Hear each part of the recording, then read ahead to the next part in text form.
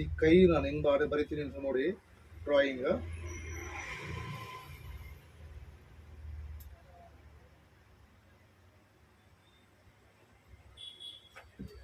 ಇಲ್ಲಿಂದ ಒಂದು ಟೇಪ್ ಇಟ್ಟು ತೋರಿಸಲಾ ನೋಡಿ, ಒಂದೂವರೆಗೆ ಒಂದು ಮಾರ್ಕ್ ಹಾಕಿದ್ದೀನಿ. ಇಲ್ಲಿ ಒಂದೂವರೆಗೆ ಒಂದು ಮಾರ್ಕ್ ಹಾಕಿದ್ದೀನಿ. ಇಲ್ಲಿಂದ ಸ್ಕೇಲ್ ತಗೊಂಡು ಹೀಗೆ ಈಗ ಒಂದು ಮಾರ್ಕ್ ಹಾಕ್ಕೊಂಡಿದ್ದೀನಿ.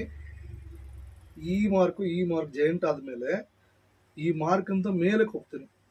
ಮೇಲೆ ಹೋಗಿ ನೋಡಿ, ಈ ಸೆಂಟ್ರ್ ಪಾಯಿಂಟ್ ಇದಲ್ವಾ, ಇಲ್ಲಿಂದ ಇಲ್ಲಿಗೆ ಎಷ್ಟಿದೆ 3 ಇಂಚಿಂತ ಅಂದ್ಕೊಳ್ಳಿ. ಕರೆಕ್ಟಾಗಿ 3 ಇಂಚಲ್ಲಿ ನಾನು ಶೇಪ್ ಮಾಡಿದ್ದೀನಿ ನೋಡಿ.